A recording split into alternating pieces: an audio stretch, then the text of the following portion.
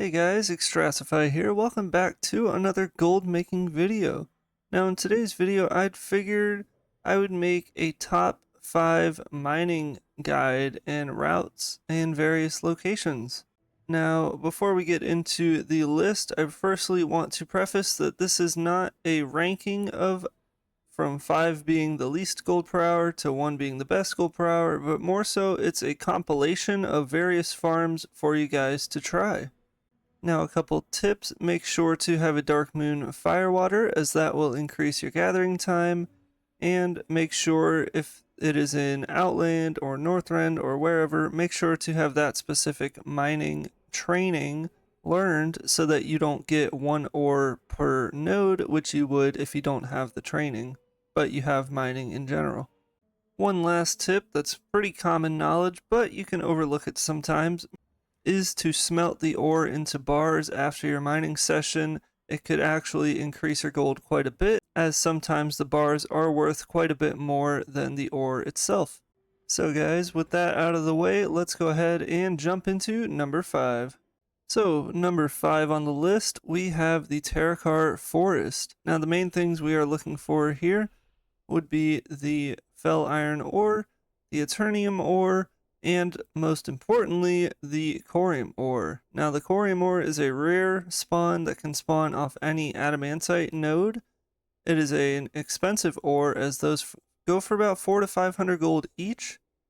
Now those are always nice. The adamantite ore is not worth much itself though, but definitely make sure to mine all of those to increase chance of the corium spawns as well as the fel iron spawns. And in this farm, you can earn on average about 18 to 20,000 gold an hour. One of my favorites, as it's a very peaceful, nice zone, and that always makes the farms better if you enjoy the area. But overall, pretty solid mining spot, and I'll put this at number 5. And coming in at number 4, we have the Tyan Mining. Now this is obviously for the monolite and storm silver ore. Make sure that you have the rank 3 for the monolite and the storm silver ore deposits and the seams, as that will increase how much gold you earn. But basically, you want to come over to Drustvar. The route is at the bottom on the map for you, and you're just going to want to gather all of the mining nodes. And in an hour, you can earn roughly about 15 to 17,000 gold. There's really nothing special to this farm. There's no chance of rare spawns. Well, I guess if you want to call platinum a rare spawn ore, but platinum ore is worth like a gold or 2. But along with all of these, make sure to mine up all the ores, as it will increase the respawn times for all of the nodes in the zone. So with that being said, let's go ahead and move on to number 3. And coming in at number 3, we actually have a dungeon mining guide. Now this is for the Molten Core. Now, obviously, to say this is a raid, so do not kill any bosses, as you won't be able to reset the dungeon. But I have the route on the minimap. Basically, what you're going to be wanting to do is mining all of the dark iron deposits that you find, as the dark iron ore themselves have a pretty good regular value. And along with that, you have a small chance of looting Blood of the Mountain, which is a very rare and expensive crafting material worth over 1,000 gold each.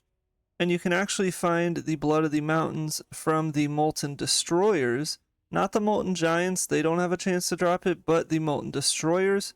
Those are a random trash mob, so you should definitely kill all of the Molten Destroyers that you see for the increased chance of gold. Now obviously, to avoid the 10 run lockout, make sure you don't take longer than 6 minutes to farm this, as you will then hit the 10 an hour lockout. But overall, this dungeon is a very good mining farm, as not a lot of people do it, and if you get quite a few Blood of the Mountains, it really buffs up your gold for the hour. You can expect anywhere from 16 to 18,000 gold with this. Now let's go ahead and jump into number 2.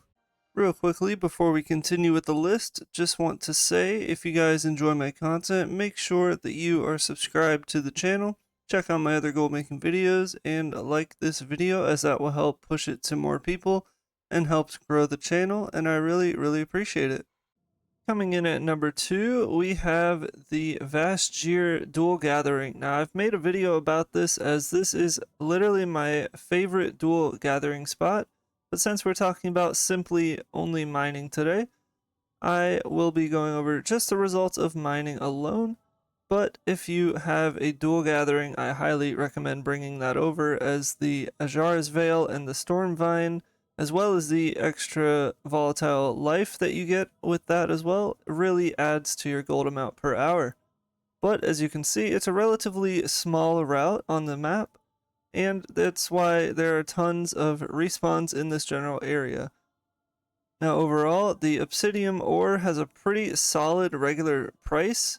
Make sure to do the Vastgir intro quest to get the buff the Sea Legs, which really vastly increases your movement speed to the point where if you're a druid in travel form, well, I guess the aquatic form, you can literally go faster than if you were flying, and it makes the farming all that much better. On top of this, you have a chance for the rare spawn Poseidus to spawn, who drops a mount, and the mount has a value of anywhere from 4 to 10,000 gold, so that's a nice extra touch if you do actually get lucky enough to find Poseidus. Overall, if you're mining alone, you can get anywhere from 12 to 15,000 gold. However, if you're dual gathering, you can easily get 20,000 gold or more. So now let's jump into number 1. And coming in at the number 1 spot, we have the Wintergrasp Gold Farm. Now, you can also pair this with herbalism as well. However, a lot of the herbs are quite cheap, so the main appeal with this is obviously mining. Now, one thing to note is this is a quite popular spot for mining, so make sure to enter war mode if you have any competition, and that goes as well with any of these farms on the list. Go into war mode if you're having some competition, and you will have likely less people around. Now, the main things you're looking for here are the titanium ore, which is quite expensive for almost 100 gold a piece. Those are a rare spawn, not quite as rare as like corium. They spawn fairly often, and as well as the serenite ore is quite expensive as well for about almost 20 gold each. Make sure to check to smelt these into bars along with any of the other spots in this video. Always make sure to check if smelting for bars would make you more profit, but you can easily get 17 to 20,000 gold from here mining alone. Again, I can't recommend Wintergrasp enough, and I highly recommend you guys to give this a try, as in my opinion and my experience, this is the best yielding mining spot. Alright guys, that concludes my personal top 5 for mining routes and locations. Again, this was not a ranking list, this was more of a compilation for you guys to give any of these a try, as I highly recommend it. Let me know some of the results down below in the comments, or if I maybe missed a farm that you're a fan of personally. And aside from that, thank you very much for watching today's video. Good luck with your auction house sales, and I'll see you guys in the next gold making video.